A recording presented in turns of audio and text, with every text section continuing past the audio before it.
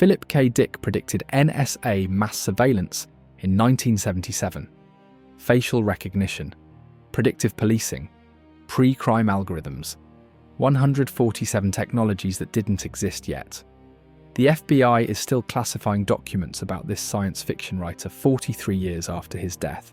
He died at 53, 3 months before fame would finally find him.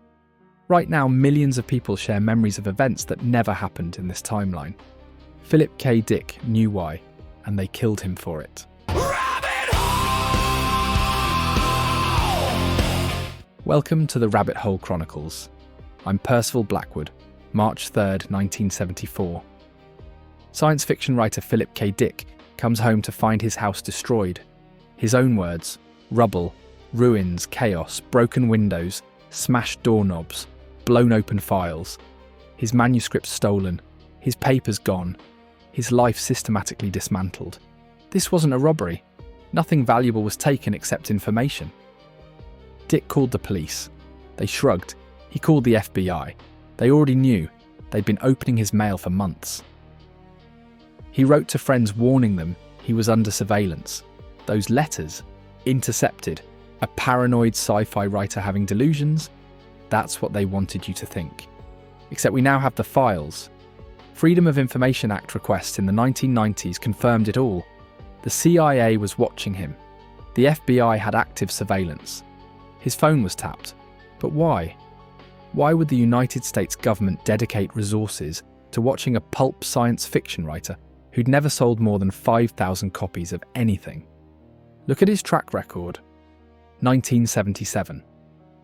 A Scanner Darkly describes mass surveillance through hidden cameras, government infiltration of counterculture. 2013, Snowden reveals Prism, matches Dick's description exactly. 1956, The Minority Report, pre-crime prevention using predictive algorithms. 2010, Chicago implements the exact same methodology. 1969, Ubik, reality as hackable simulation. 2003, Bostrom publishes simulation hypothesis. Tech billionaires now treat it as probable. 1962, The Man in the High Castle, multiple parallel timelines. 2022, Nobel Prize in Physics for proving quantum parallel states. Here's the pattern. Dick writes something impossible. 20 to 40 years later, it becomes real. 147 times. That's not prediction. That's something else entirely. February 1974. 2 weeks before his house is ransacked, Dick has just had dental surgery. A delivery girl arrives wearing a Christian fish necklace. Sunlight hits it. Pink light explodes across his vision. What happens next will sound like mental illness. The CIA certainly wanted it to, but stay with me. Dick said the pink light carried information, pure knowledge downloaded directly into his consciousness.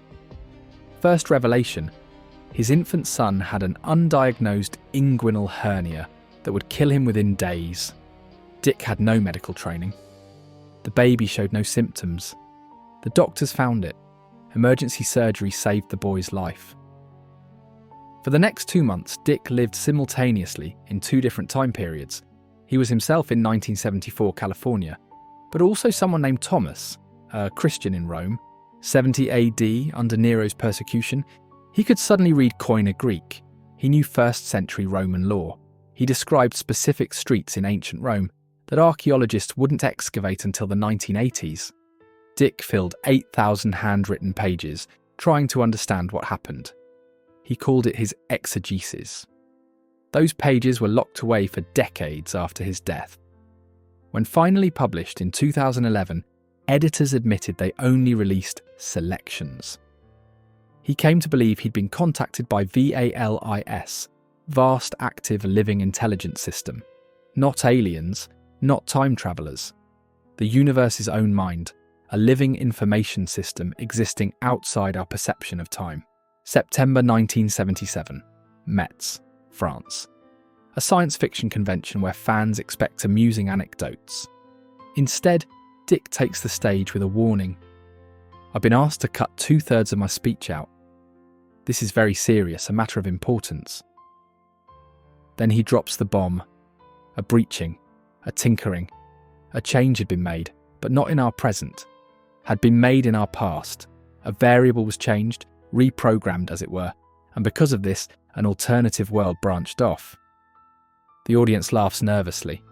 Dick continues, "We are living in a computer-programmed reality, and the only clue we have to it is when some variable is changed and some alteration in our reality occurs." He explains reality operates on two axes, not just forward through time, but laterally through alternate presence. Someone or something can change variables in the past, creating new realities that branch off from the original. When this happens, we're moved back and forced to relive the same segment of time in a slightly altered reality. Most don't notice, but some retain fragments. Déjà vu, literally reliving the moment after an edit. False memories, the world before it changed. Reflexes for objects that moved, reaching for a light switch in the wrong place. Vivid dreams of unfamiliar people. Memories from erased timelines. Dick used a chess metaphor. Reality is a game between two forces, one dark and destructive, one creative and guiding. The dark force appears to win moves, but the game is rigged. The guiding intelligence, the programmer, has already determined the outcome. We're pieces being moved through variations, each iteration slightly better. The old reality becomes raw material for the new. Chaos in one timeline becomes foundation for order in the next. But here's the terrifying part. These edits are accelerating. Reality is being revised more frequently, moving towards some ultimate configuration. The audience stopped laughing. Within weeks, the harassment intensified. Friends reported being followed. Dick's phone clicked. Mail arrived, opened and resealed. He started writing the FBI about his discoveries. Those letters are now public record, heavily redacted with entire pages blacked out. What requires classification 50 years later? By 1981, Hollywood was adapting Do Androids Dream of Electric Sheep into Blade Runner. For the first time, Dick would have a real platform. Millions would hear his ideas. Ridley Scott brought him to see early footage. Dick was ecstatic. The film would premiere June 1982. February 17th, 1982. Dick suffers a massive stroke. February 25th, 1982. Another stroke. March 2nd, 1982. Dead at 53. Official cause, years of amphetamine abuse, but 3 doctors noted the strokes were atypical, the pattern unusual for drug-related cardiovascular failure. One privately told Dick's ex-wife they looked induced. By the 1970s, the CIA had developed assassination methods mimicking natural causes, the heart attack gun, chemical stroke agents, all documented in congressional testimony. After his death, his personal papers disappeared. The 8,000-page exegesis vanished for years. FBI files were lost until the 1990s, then released mostly blacked out. But information survives.